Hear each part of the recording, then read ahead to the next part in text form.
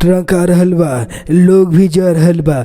ई सीन कोनो आम बात ना है, आम सीन ना है, ये पुष्पा 3 का सीन है। अरे पागल पागल, पुष्पा राज नहीं, पुष्पा राज नहीं, ये तो है जानी दुश्मन का हीरो जिसका नाम है निरहुआ रिक्शा वाला। अपने रिक्शा से लोगों को बचा लिया भाई, ट्रक को रोक लिया। ये कैसा लॉजिक है भाई।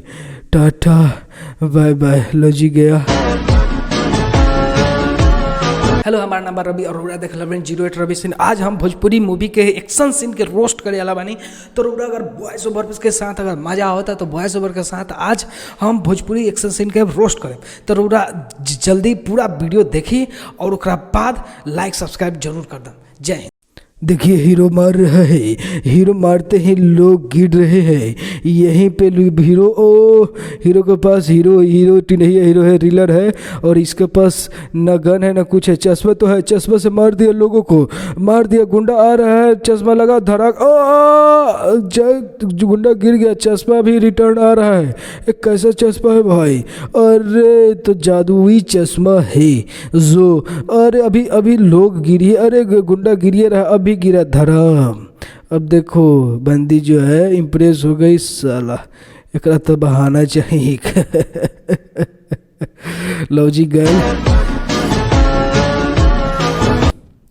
अक्षरा सिंह चिल्ला रहल बड़ी, जय हो जय हो। तब तक हीरो आ गल। अरे यूपी 14A33 गाड़ी नंबर। अरे हीरो अरे मार पड़ाक उड़ के। अरे फिर बॉक्सिंग भी सीख ले यहाँ पे, जिम।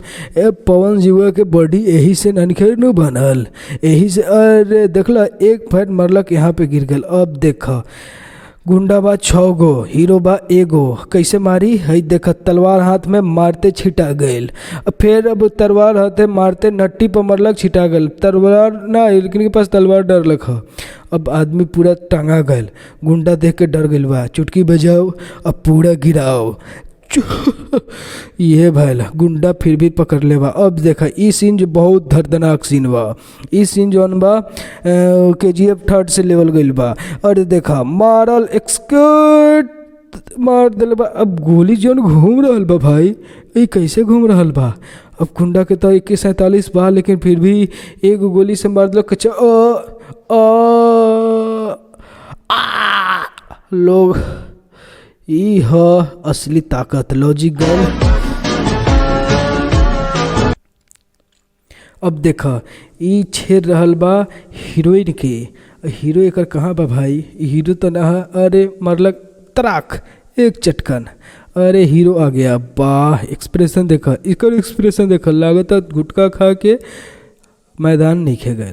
अब देखा एकर गाड़ी पे, अरे नचा दिए कुर्सी पे मारा 2 लात घींच के धड़क। अब देखा अब का है, अब अभी जाइए रहल बा पीछे जाए, गिरल अचानक से रुक गल। माइनस प्लस ई वायर के यूज भइल बा, दोबारा समझत होखे। अब फिर चिल्ला के दोबारा चिल्ले बा। फिर अब हीरोइन गिर जाई। देखा कुर्सी छोड़ दिल अचानक से, फिर कुर्सी पे गिर गल। अब देखा यहाँ पे रानी चटर्जी अब पूरा नागिन हो गई, उड़ी 2 तांत्रिक के दो धड़ाक, तांत्रिक दोनों गिर गए धड़ाक दर। अरे पूरा हीरोइन सीन में भी आ। अब का करी, चारों ओर भाला बा, फरसा बा।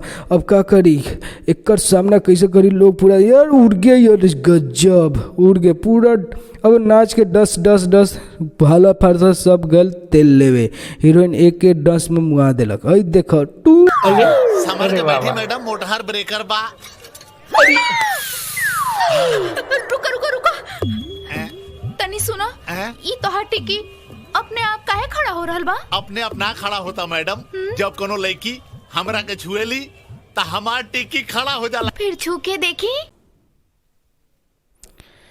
रउरा देखले होके आदमी के माथा में झंड होला, वो पूरा ही झंडे बसाला।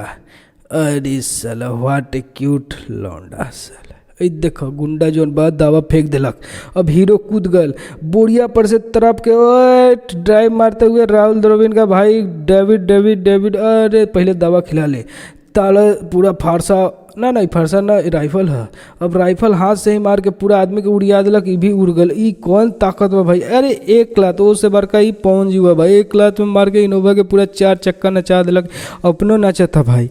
चलते में अच्छे कैसे नच कैसे सकता भाई, ई कैसे हो सकता ना? अरे पूरा हीरोइन आ गल यहाँ पे। अरे ई देख ललका जामा पहन के ना, पीला जामा पहन के बैठ पूरा ई सत्य। अरे उड़ रहल बा, नाच रहल बा। अरे एक साथ ही कैसे डर रे पूरा। ई पुष्पा 3 के रोल बा। यहाँ ई पीला चंदन है, पीला चंदन के खेत है, वहाँ पे मार रोल बा। अरे नचा के एक हाथ से मिट दिया, बिक दिलक। अरे आदमी गिर गल, दोनों लॉजिक गल।